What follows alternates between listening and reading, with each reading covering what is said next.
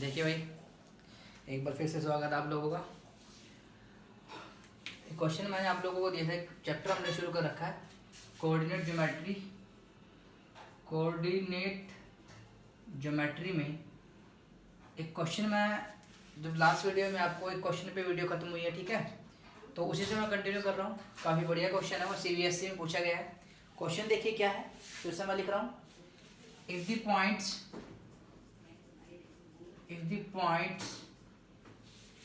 A4 3 and BX5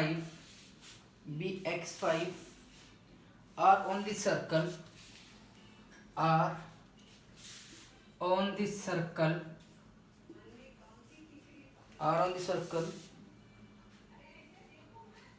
with center 2 3. Find the value of x। ठीक है, बहुत आसान सा क्वेश्चन है लेकिन पेपर में आया है तो इसको हम पढ़ेंगे। फिर मेरे पास क्या कह रहा है कि एक पॉइंट A4 3 है, बी मेरे पास क्या है X5 है, वो एक सर्कल के ऊपर है। ठीक है, तो सर्कल आप लोगों को पता है कि सर्कल की शेप ये होती है भाई। सर्कल के पास एक क्या होता है, सेंटर, और जो सेंटर दे रखा है उसने O, वो कितना दे रखा है भाई, 2 और 3। उसने बोला कि 2 पॉइंट हैं, एक पॉइंट A ले लो, एक पॉइंट कहीं भी बना लो B। वो किस पर है भाई, सर्कल पर। सर्कल पर होने का मतलब सर्कल की किस पर है, वो सर्कमफ्रेंस पर है।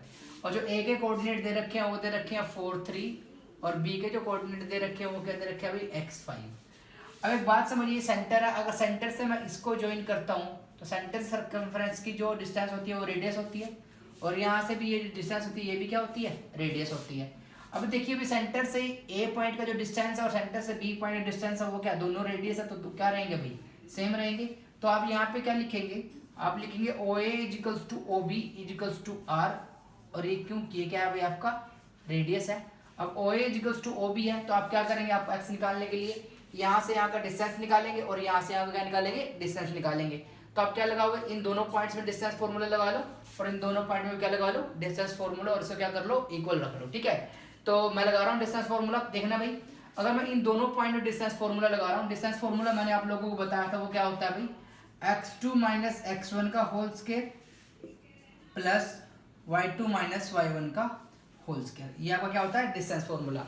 अब आपकी मर्जी, आप इसको x1 x2 ले लो, इसको y1 y2 ले लो, मर्जी इसको x1 x2 ले लो, इसको y1 y2 ले लो, कोई फर्क नहीं पड़ेगा। ठीक है, तो मैं लिख रहा हूँ, मैंने जैसे OA इक्वल्स टू OB लिखा है तो मैं इसको पहले ले रहा हूँ, इसको क्या ले रहा हूँ, बाद में। तो जरा देखना भाई, 2 में से 4 गया, ऐसे लिख लेता हूँ मैं, 2 माइनस 4 का होल स्क्वायर प्लस 3 माइनस 3 का होल स्क्वायर। ये तो आपका क्या आ गया भाई, OA, और OB आपका कितना आ गया भाई, ये लिख लो अंडर रूट 2 माइनस एक्स का होल स्क्वायर और प्लस का 3 माइनस 5 का क्या हो गया, होल स्क्वायर। अब इन दोनों को इक्वल करोगे तो आपका स्क्वायर से स्क्वायर रूट कट गया भाई। ठीक है, तो यहाँ से 2 में से 4 गया, -2 का होल स्क्वायर क्या होता है भाई, 4 ही होता है। 3 माइनस 3 क्या हो गया, 0।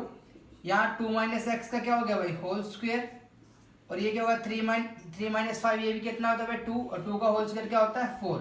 तो 4 से 4 कटेगा भाई, 2 माइनस एक्स की वैल्यू क्या होगी, 0। ये वैल्यू 0 कब होगी भाई, जब एक्स की वैल्यू क्या रखूंगा, 2 रखूंगा। तो आंसर मेरा कितना आ गया, 2।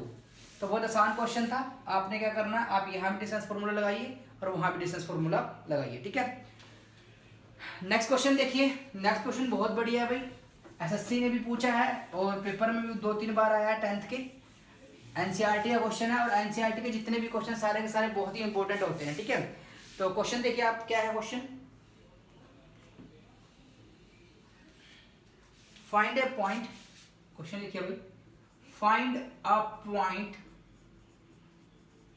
On x axis, find a point on x axis which is equidistant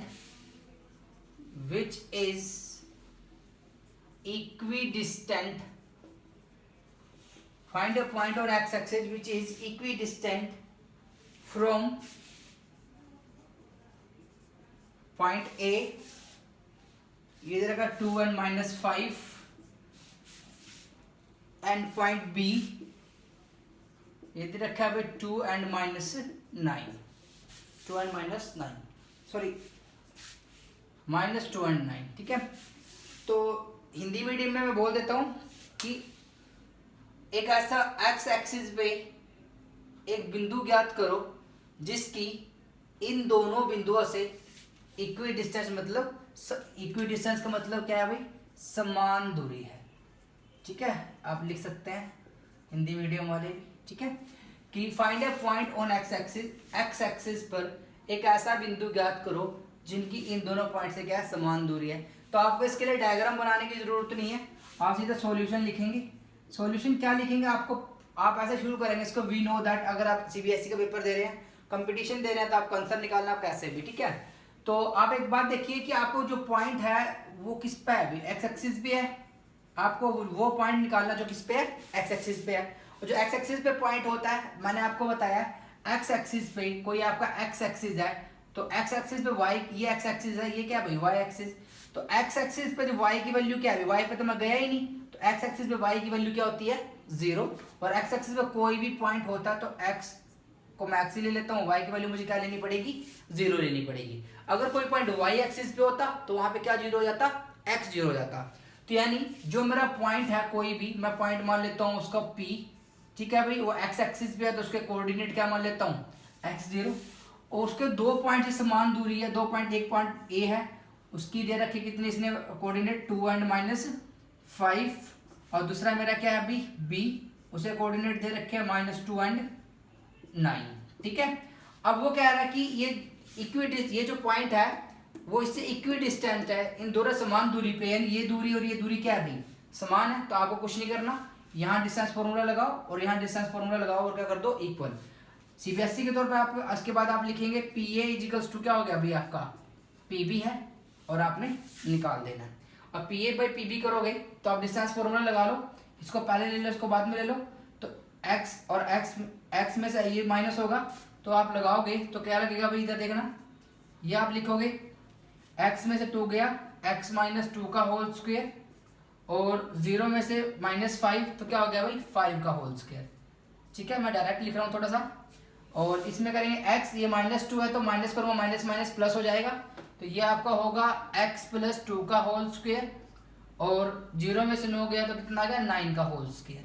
आप करेंगे स्क्वायर से स्क्वायर रूट कट गया भाई, सॉल्व करेंगे तो x -2 का होल स्क्वायर +25, और वो हो गया भाई x + 2 का होल स्क्वायर +9 का स्क्वायर, कितना हो गया 81, ठीक है। तो इसको मैं थोड़ा इधर सॉल्व कर रहा हूँ, थोड़ा इधर स्पेस है मेरे पास। तो अगर मैं सॉल्व करूँ x -2 का होल स्क्वायर, a - b का होल स्क्वायर मुझे पता है, a² + b² -2ab, ये आएगा भाई, प्लस का 25, और जो दूसरा वाला है वो मेरा कितना आएगा भाई, जो दूसरा वाला मेरा आएगा वो क्या भाई, a² + b² + 2ab और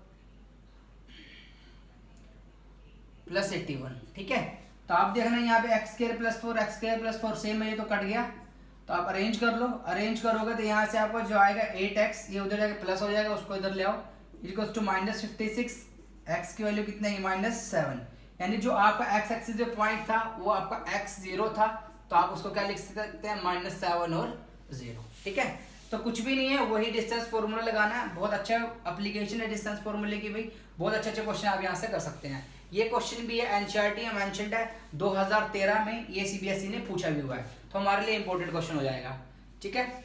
तो आशा करता हूँ आपको समझ में आएगा, फिर से एक बार बोल रहा हूँ कि दोनों जगह आपने क्या लगाना है, डिस्टेंस फॉर्मूला। चलिए आगे बढ़ते हैं।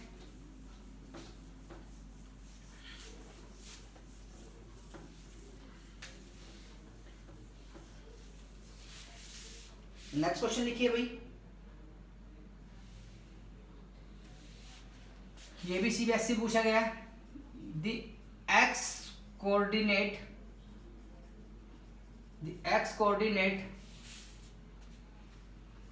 of a point P is twice of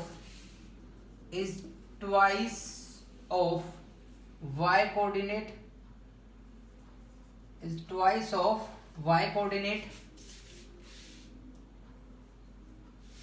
if P is equidistant, if P is equidistant from Q 2 minus 5 and R minus 3 and 6, find the coordinates of P. Find the coordinates of P. तो वही same सा question है भाई, वहां पे x axis पे दे रखा था, तो पूरा सॉल्व नहीं करूंगा, आप प्रैक्टिस कर लीजिए। अगर आपसे सॉल्व होना तो कमेंट सेक्शन में मुझे बता देना, मैं सॉल्यूशन बता दूंगा, ठीक है। तो इसके ऊपर मैं बता देता हूँ कि ये बोला कि एक्स कोऑर्डिनेट है वो ट्वाइस है किसका भाई, वाई कोऑर्डिनेट का। यानी मेरे पास जो पी पॉइंट है उसका वाई कोऑर्डिनेट तो कुछ है ही, और एक्स कोऑर्डिनेट जो है वो वाई कोऑर्डिनेट का क्या है भाई, दुगना है, तो इसको क्या ले लूँ भाई, 2y ले लूँ, ठीक है। और बाकी ये दो पॉइंट जो दे रखे हैं Q, और दूसरा पॉइंट क्या दे रखा है R। Q दे रखा है 2 और -5 और -3 और 6, ठीक है भाई। तो 2y और y, 2 - 5 -3 और क्या हो गया 6 हो गया। तो बात जरा समझनी है कि इक्विडिस्टेंस है तो ये इक्वल होगा, तो आपने क्या निकालना है, आपने कर देना PQ = PR, यानी इन दोनों पॉइंट का डिस्टेंस फॉर्मूला लगा दो, इस दोनों पॉइंट का डिस्टेंस फॉर्मूला लगा दो, और y के लिए क्या कर लो, सोल्व कर लो, ठीक है। मैं आंसर लिख देता हूँ, जो आंसर आएगा भी आपका वो 16 और क्या आएगा 8 आएगा। तो आपको ये लिए होमवर्क है, आपने इसको क्या करना है, ट्राई करना, ठीक है। चलिए नेक्स्ट क्वेश्चन लिखिए।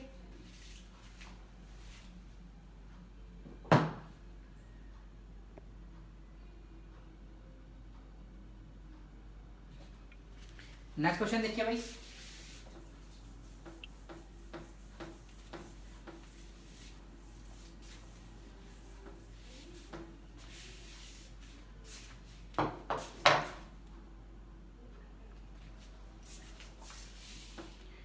और क्वेश्चन लिखिए। ये क्वेश्चन, ऐसे क्वेश्चन बहुत पेपर में पूछे जाते हैं भाई, लिखना भाई, do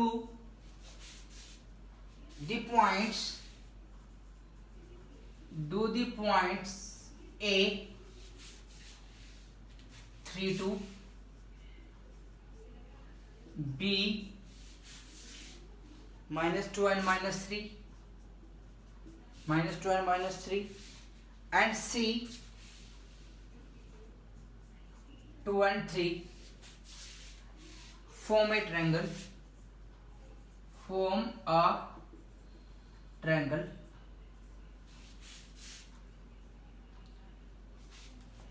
do the points A, B और C form a triangle। तो क्या कहना चाह रहे हैं कि ये 3 पॉइंट क्या त्रिभुज बनाते हैं, अगर बनाते हैं, if so then what is the name of triangle। Hindi medium के लिए मैं बोल देता हूं, क्या ये पॉइंट त्रिभुज बनाते हैं, अगर बनाते हैं तो त्रिभुज का नाम क्या है, ठीक है। तो पहले तो मुझे यही देखना है कि ये त्रिभुज बनाते हैं या नहीं बनाते हैं। तो त्रिभुज बना रहे हैं तो त्रिभुज भाई ऐसी दिखेगी, चेक कर लेंगे बनाएंगे कि नहीं बनाएंगे। मैं नाम देता हूँ ABC। ए के जो कोऑर्डिनेट है वो कितने हैं 3 और 2, बी के जो कोऑर्डिनेट है वो -2 एंड क्या है भाई -3, और जो सी के कोऑर्डिनेट है वो आपके कितने हैं 2 और 3, ठीक है। अब ट्रायंगल बनाएंगे तो ट्रायंगल की 3 साइड होंगी भाई, ठीक है। अब ट्रायंगल बनाने के लिए आपको एक बात पता होना चाहिए, ज्योमेट्री कंसेप्ट आपको पता होना चाहिए। वो कंसेप्ट क्या होता है ज्योमेट्री का, कि ऐसे ही मैं किसी को 3 साइड जोड़ के ट्रायंगल नहीं बना सकता। ट्रायंगल अगर मैं किसी को त्रिभुज कह रहा हूँ, ट्रायंगल मैं बोल रहा हूँ, तो उसकी क्या होती है, शर्तें होती है, कंडीशन होती है। और ट्रायंगल की कंडीशन क्या होती है कि sum of any two side is always greater than third side. किन्हीं दो भुजाओं का जोड़ तीसरी से में से क्या होगा, ज्यादा। यानी मैं जो अगर मैं BC प्लस AC ले लूं, वो किससे बड़ा होगा भाई, AB से बड़ा होगा। अगर मैं AB प्लस BC ले लूं तो वो किससे बड़ा होगा भाई, AC से बड़ा होगा। यानी आपको एक बात ध्यान रखनी है कि अगर त्रिभुज आप किसी को कह रहे हैं तो उसमें क्या है तो किन्हीं दो भुजाओं का जोड़ तीसरी से हमेशा क्या होता है, बड़ा होता है। और एक और आप बोल सकते हैं कि किन्हीं दो भुजाओं का माइनस तीसरी से हमेशा क्या होता है भाई, छोटा होता है। ठीक है, आप कोई भी ले लो। तो आपको ये बात पता होनी चाहिए कि किन्हीं दो भुजाओं का जोड़ तीसरी से बड़ा होना चाहिए और किन्हीं दो भुजाओं का माइनस तीसरी से क्या होना चाहिए, छोटा होना चाहिए। ठीक है, तो पहले तो भुजाएं ज्ञात कर लो भाई, कंडीशन तो बाद में बुलाएंगे। अब मुझे भुजाएं ज्ञात करनी है, साइड्स ज्ञात करनी है, तो मुझे ये साइड्स ज्ञात करनी है। तो यानी मुझे ये वाला डिस्टेंस ज्ञात करना है, और ये वाला डिस्टेंस अगर मुझे निकालना है तो मैं इनके बीच डिस्टेंस फॉर्मूला लगाऊंगा। अगर मुझे ये वाला निकालना है तो मैं इनके बीच डिस्टेंस फॉर्मूला लगाऊंगा। और मुझे ये वाला निकालना है तो इनके बीच डिस्टेंस फॉर्मूला लगाऊंगा। तो सबसे पहले मैं निकाल रहा हूँ भाई, अगर मुझे ए बी निकालना है तो ए बी निकालना है तो ए और बी के बीच डिस्टेंस फॉर्मूला लगाओ। कैसे लगाओ, सीधा लगा दो। 3 में से -2 जाएगा तो क्या हो जाएगा, 5 का स्क्वायर, और 2 में से -3 जाएगा तो ये भी क्या हो जाएगा भाई, +5 का स्क्वायर। तो ये क्या हो गया आपका 5 25, ये हो गया आपका √50। अरे बात क्लियर है? थोड़ा सा मैंने एक स्टेप फालतू लिखा है। आप 3 में से -2 करोगे, 3 में से -2 को सब्ट्रैक्ट करोगे, माइनस माइनस प्लस हो जाएगा, तो 3 + 2 5 और उसका क्या हो जाएगा, स्क्वायर। अगर आप BC निकालो, BC क्या होता है, तो -2 में से -2 घटाओगे तो -4 का स्क्वायर, -3 में से -3 घटाओगे तो कितना हो जाएगा भाई, -6 का स्क्वायर। ठीक है, देख लो, -2 में से -2 घटाओगे, -2 का स्क्वायर, ये -4 हो जाएगा, -3 में से -3 तो -6, तो स्क्वायर है तो पॉजिटिव ही रहेगी वैल्यू, तो ये 16 और ये कितना हो गया 36। तो वैल्यू यहाँ से जो मिली वो कितनी मिली मुझे, √52। और अब अगर मैं अगली चीज निकालियो, कंडीशन आपने लिख ली होगी। तो अगली मैं बात करूं कि मुझे AC निकालना है। AC मेरा क्या हो गया बच्ची का, 3 में से 2 गया, क्या हो गया भाई 1 का स्क्वायर, और 2 में से 3 गया तो कितना गया -1 का स्क्वायर, तो ये हो गया भाई। तो स्क्वायर है तो 1 + 1 क्या हो जाएगा √2। यानी एक बार जरा आप लोग देखना कि मेरे पास जो 3 साइड अवेलेबल है, कि जो AB है वो मेरे पास √50 है, जो BC है मेरे पास √52 है, और जो AC है वो मेरे पास √2 है। अब मैं कंडीशन लगाऊंगा कि sum of any 2 sides is always greater than third side. अच्छा एक बात बताओ, 52 का रूट BC + AC, अगर मैं देखूं BC + AC, क्या ये AB से बड़ा होगा?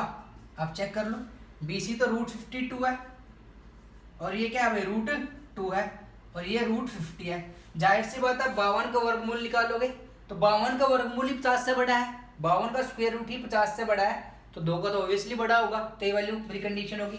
आप कोई सी और लगा के देख लो, आप ये बोलोगे, आप थोड़ा सा कंफ्यूज यहाँ हो सकता है, मैं उसको ले देता हूँ कि AB + AC, AB + AC क्या BC से बड़े हैं? AB तो मेरा √50 है और जो BC है मेरा वो कितना √2 है, क्या ये √52 से बड़े हैं? तो आप एक बात समझना, आप इसको 50 + 2 जोड़ मत देना, ठीक है। अगर आप यहाँ से 50 का रूट निकालेंगे, अप्रोक्सीमेट वैल्यू निकालोगे 7 पॉइंट समथिंग, और यार 2 का 1 पॉइंट, तो 7 और 1 8 बन जाएगा। मैं बताता हूँ आपको, जो 49 का जो रूट होता है ना, 49 का रूट, ठीक है, 49 का जो रूट होता है वो 7 होता है, ये 50 है तो 7 पॉइंट समथिंग आ जाएगा।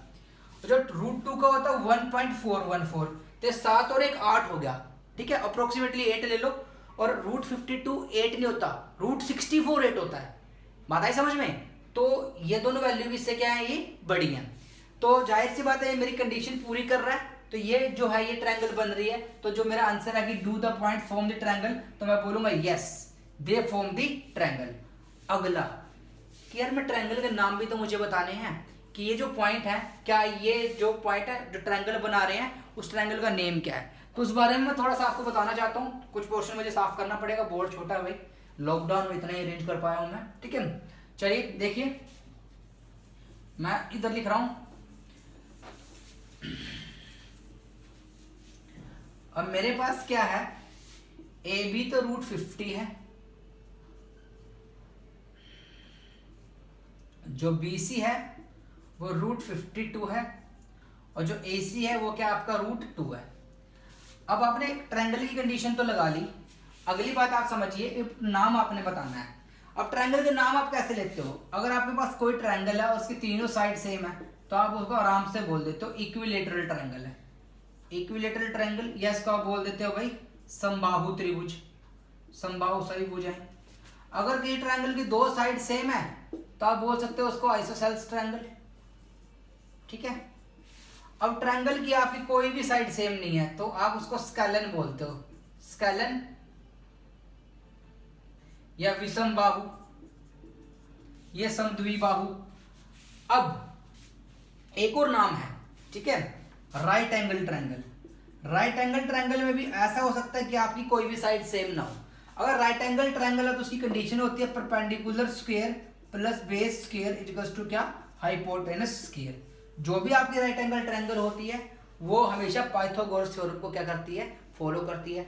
और पाइथागोरस थ्योरम वास्तव में होती क्या है कि किन्हीं दो भुजाओं के स्क्वायर का सम तीसरी साइड के स्क्वायर के क्या होता है, इक्वल होना चाहिए। यहाँ पे वो बात हो रही है, देखना कहाँ से हो रही है। अगर आप √50 का स्क्वायर करें प्लस √2 का स्क्वायर करें तो जो बड़ी भुजा है वो √52 है, उसका भी आपका कर लो स्क्वायर, स्क्वायर से स्क्वायर रूट काटो, स्क्वायर से स्क्वायर रूट काटोगे तो 50 और 2 और यहाँ पे मेरा कितना 52, तो 52 क्या हो गया, मैच। तो आप इस क्वेश्चन में आगे क्या लिखेंगे, आपको एक कंडीशन बताने की जरूरत नहीं है, आप सीधा राइट एंगल ट्रायंगल लगा देना, दिख रहा 50 और 2 52 रूट कटने के बाद, ठीक है। तो ये पॉइंट ट्रायंगल बनाते हैं और ये जो ट्रायंगल बनाते हैं उस ट्रायंगल का नाम क्या है भाई, आपका राइट एंगल ट्रायंगल है, ठीक है। राइट एंगल ट्रायंगल आप यहाँ पे आंसर देने वाले हैं, ठीक है। नेक्स्ट क्वेश्चन लिखिए भाई, नेक्स्ट क्वेश्चन देखिए। ये क्वेश्चन भी पेपर में आया अभी, तो इसको मैं सीबीएसई पैटर्न में 2 बार पेपर में पूछा सीबीएसई ने, सीबीएसई पैटर्न पे लिख रहा हूँ शो दैट, ठीक है। और कंपटीशन में कैसे पूछेंगे वो मैं बता दूंगा इसको। Show that 4 points, show that 4 points 0 and -1, 6 and 7,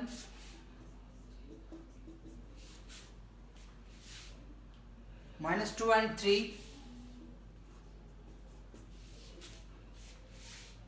and 8 and 3, and 8 and 3 are the vertices of a rectangle, are the vertices of a rectangle. Also find area, also find area of rectangle, ठीक है। अब ये तो CBSE pattern पे मैंने लिखा है, अगर यही क्वेश्चन आपसे कंपटीशन में पूछेगा तो ये पॉइंट ऑप्शन में दे देगा कि कौन सा बन रहा है, कौन सा पॉलीगन बन रहा है, स्क्वायर बन रहा है कि रेक्टेंगल बन रहा है कि पैरेललोग्राम बन रहा है, ठीक है। ऑप्शन दे देगा, आपने वो टिक करना है, ठीक है। तो ये तो मुझे शो करना, तो अगर मैं रेक्टेंगल बनाऊं, रेक्टेंगल मेरा क्या होता है भाई, ऐसा होता है, ये मेरा रेक्टेंगल है, फिर रेक्टेंगल है ए बी सी डी, इसको नाम दे देता हूँ। अगर ए मैं इसको मान लूँ 0 -1 को, और बी मान लूँ 6 और 7 को, और इसको मान लेता हूँ -2 and 3, और इसको मान लेता हूँ 8 and 3, ठीक है। तो जरा बात समझना भाई, रेक्टेंगल है तो क्या होगा भाई, अपोजिट साइड क्या होगी भाई, इक्वल होगी, ठीक है। लेकिन आपने एक बात ध्यान रखनी है, सिर्फ अपोजिट साइड से आपका काम नहीं चलेगा, क्योंकि अपोजिट साइड इक्वल तो पैरेललोग्राम में भी होती है, ठीक है। अगर मैं यहाँ पे पैरेललोग्राम बना दूं, पैरेललोग्राम जिसकी 2 साइड, भाई अपोजिट साइड तो पैरेललोग्राम में भी सेम होती हैं, लेकिन रेक्टेंगल और पैरेललोग्राम, पैरेललोग्राम जो आपका समांतर चतुर्भुज है और ये आयत, ठीक है, इनमें डिफरेंस क्या होता है, रेक्टेंगल में जो डायगोनल्स होते हैं ना वो भी एक दूसरे के क्या होते हैं भाई, इक्वल होते हैं, डायगोनल्स भी इक्वल रहेंगे, लेकिन यहाँ पे जो डायगोनल्स हैं, विकर्ण है, वो इक्वल नहीं होते, डायगोनल्स नॉट इक्वल, ये इनमें फर्क होता है। तो आपने ये बात चेक करनी है, आप क्या करोगे, आप कितनी बार डिस्टेंस फॉर्मूला लगाओगे देखना, पहले तो आप ये चेक करोगे अपोजिट साइड इक्वल है कि नहीं है, तो डिस्टेंस फॉर्मूला यहाँ लगाओगे और यहाँ लगाओगे, यहाँ भी लगाओगे और यहाँ भी लगाओगे, 4 बार लगा चुके आप डिस्टेंस फॉर्मूला। फिर अगला आप क्या चेक करोगे, आप ये चेक करोगे कि डायगोनल इक्वल है कि नहीं है। तो एक बार ये वाला डिस्टेंस फॉर्मूला और एक बार ये वाला डिस्टेंस फॉर्मूला आप लगाओगे, ठीक है। तो आप जाके आपको प्रूव हो पाएगा कि आपका क्या है, रेक्टेंगल है या नहीं है, ठीक है। तो देख वैसे एक चीज और से कर सकते हैं, वो स्लोप निकाल के थोड़ा छोटा कर सकता हूँ क्वेश्चन, लेकिन फिलहाल सब्जेक्टिव सीख लो। सब्जेक्टिव भी बहुत अच्छी चीज होती है भाई, सीखना चाहिए, ठीक है। अगर मैं ए बी निकालूं तो ए बी मेरा क्या होगा भाई, जरा देखना। 0 में से -6 तो क्या हो गया, 6 का स्क्वायर, -1 -7 क्या हो गया, 8 का स्क्वायर। और 6 का स्क्वायर और 8 का स्क्वायर क्या होता है भाई, 36, 60 और 100। आंसर वैल्यू कितनी आ गई, 10, ठीक है। अगर बी सी निकालूं, बी सी मेरा क्या होता है भाई, 6 - 2 8 का स्क्वायर और 7 में से 3 गया कितना भाई, 4 का स्क्वायर। 8 का स्क्वायर प्लस 4 का स्क्वायर, तो ये होगा 64। 80 हो गया भाई, रूट 80 जो होता है वो 16 रूट क्या होता है भाई, 5। 16 का क्या होता है, 4, ये क्या होगा 4 रूट 5, ठीक है। अगर सी डी निकालूं तो ये क्या होगा भाई, देखना 2 - 8 -2 -8 10 का स्क्वायर, 3 - 3 0 का स्क्वायर, तो ये कितना आ गया आपका 10। अगर आप एडी निकालोगे तो एडी आपका क्या निकलेगा, 8 में से 0 गया 8 का स्क्वायर और 3 में से 1 4 का स्क्वायर, 3 - 1 4 हो जाएगा। तो ये भी आपका 80 बनेगा, ये भी आपका क्या बनेगा, 4 रूट 5 बनेगा। तो आप देखना भी अपोजिट साइड इक्वल आ गई है। ए बी आपका 10 है और ये आपका 4 रूट 5 है, ये आपका 10 है और ये भी आपका क्या, 4 रूट 5। तो इतना तो मैं प्रूव कर चुका हूं कि जो ए बी सी डी है वो पैरेललोग्राम हो गया है। लेकिन मुझे क्या प्रूव करना है, रेक्टेंगल। तो मैं क्या निकालूंगा, मैं ये भी चेक करूंगा ये भी इक्वल है कि नहीं है। यानी मैं चेक करने वाला हूँ ए सी क्या है। ए सी करूंगा तो 0 में से -2 गया तो 2 का स्क्वायर, -1 -3 4 का स्क्वायर, 2 स्क्वायर 4 स्क्वायर, तो ये कितना हो गया भाई 16 और ये रूट 20 हो गया भाई। और आप बी डी चेक करो, ये क्या होगा, 8 में से 6 गया 2 का स्क्वायर और 3 में 7 4 का स्क्वायर, तो ये भी कितना हो गया भाई आपका सेम आ रहा है रूट 20। यानी डायगोनल भी इक्वल है। तो ये मेरी क्या है, मेरी क्या है भाई, एक रेक्टेंगल है। इतनी बात समझ में आई आप लोगों को, अरे कर सकते हैं, हो जाएगा। तो आपको इतनी बात समझ में आ गया है कि ये मेरा जो है क्या बन रहा है, एक रेक्टेंगल बन रहा है। एरिया आपको निकालना है, तो एरिया आप क्या निकाल दोगे, लेंथ इंटू ब्रेथ। कुछ और वैल्यू आ रही है क्या कहीं पे, एक मिनट मैं इसको चेक कर लेता हूँ। 0 में से 6 - 1 -7 8 36 64 100 10, ठीक है। 8 और 2 10, ठीक है। तो आपने लेंथ और ब्रेथ निकाल लिया, आपने एरिया निकालना है, तो आप क्या कर दो, लेंथ मल्टीप्लाई में क्या कर लो, ब्रेथ, आपका क्या आ जाएगा, एरिया आ जाएगा, ठीक है भाई। तो कर सकते हैं इस क्वेश्चन को। तो ऐसे बहुत सारे क्वेश्चन आएंगे भाई, ठीक है। तो इस वीडियो में इतना ही, ठीक है। इसका अगला पार्ट कल मैं रिलेशन एंड फंक्शन की वीडियो, मैंने 3 वीडियो डाली हैं, तो कल मैं एक बार उसको कंप्लीट करूंगा, उसकी 2 वीडियो और आनी है। उसके बाद फिर इसको कंटिन्यू करेंगे, फिर इसको खत्म करेंगे, ठीक है। आप पढ़ते रहिए भाई, लॉकडाउन है, घर पे बहुत पढ़ाई करिए, ठीक है। ये बहुत बढ़िया टाइम है, अपना कुछ काम नहीं है, घर बैठ के पढ़ते रहो। जब तक खुद को डेवलप कर लोगे तो फिर नौकरी क्या चीज़ है भाई, मिल ही जाएगी, ठीक है। चलो, थैंक यू, गुड नाइट।